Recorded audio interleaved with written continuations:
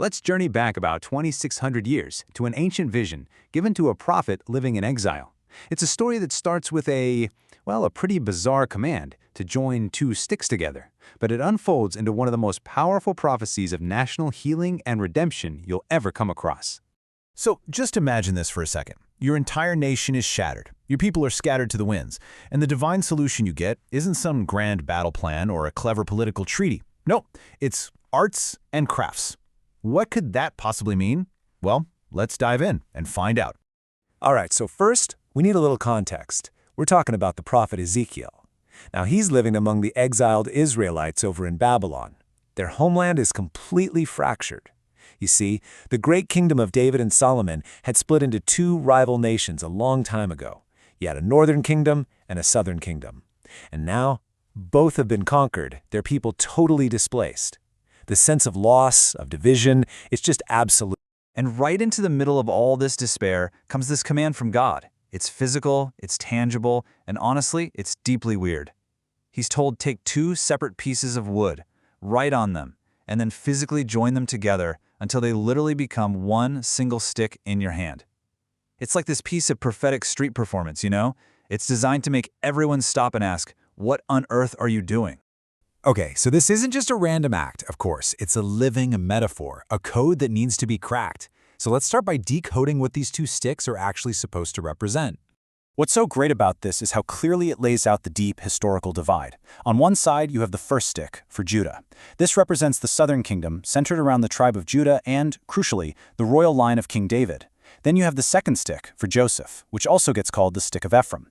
This represents the 10 tribes of the northern kingdom, the ones that broke away centuries earlier. These weren't just two regions, you guys. They were two rival nations, and they were often at war with each other. So, on the surface, the meaning seems pretty straightforward. Commentators like the great medieval scholar Rashi explain it just like this. The act of joining the sticks is a divine promise. God is basically saying, you see these two separate, warring factions? I'm going to bring them back together. They will be one people, one nation once more. It's a beautiful, simple message of hope. And yet, you know how it goes. When you look a little closer at the text, some odd details start to pop out, little inconsistencies that don't quite add up. And for one brilliant commentator, these weren't just mistakes, they were clues to a much, much deeper story. So let's bring in our master detective, Don Isaac Abarbanel. He was a 15th century philosopher and biblical commentator, a real super sleuth of the text. Abarbanel reads the verses with a magnifying glass, and he starts to notice things that most people just skim right over. He finds several puzzles hidden in plain sight. Okay, here's puzzle number 1. When God tells Ezekiel what to do, the instruction is to write on Judah's stick first, then Joseph's.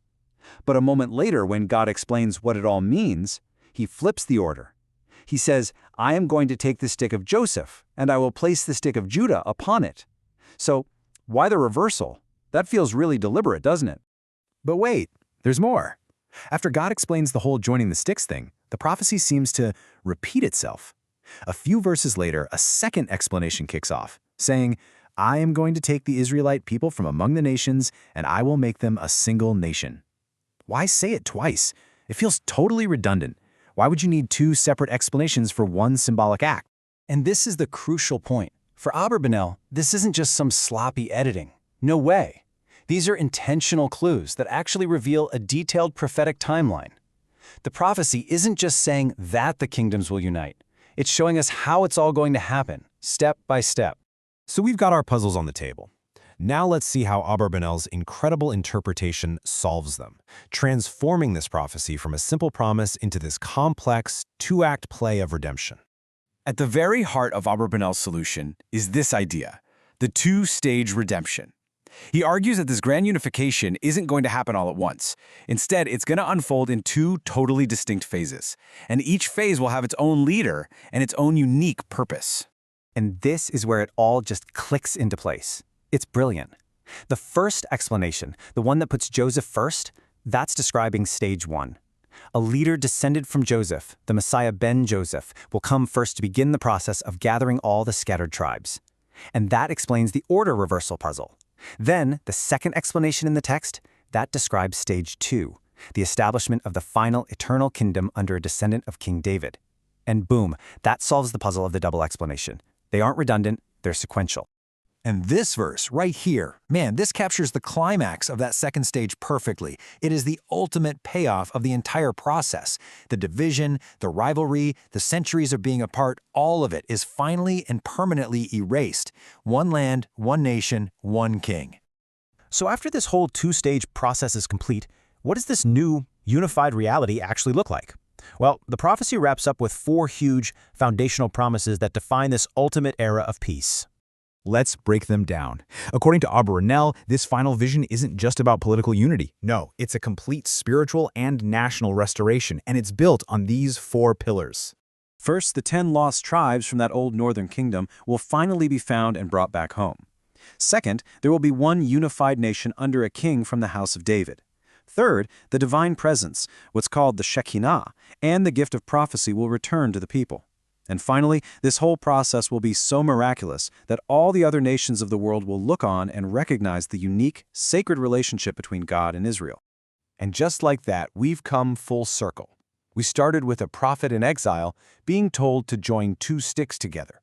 And by digging in and reading carefully, we've uncovered this incredibly detailed roadmap for a future of total restoration, political, spiritual, and even universal. Ezekiel's prophecy really leaves us with this powerful question, one that echoes way beyond ancient Israel. Whether we're talking about a nation, a community, or even the broken pieces within ourselves, this vision challenges us to think about what it really takes to heal division. It suggests it's not just a single event, but a deliberate, step-by-step process that leads to a wholeness that's so much greater than the sum of its parts.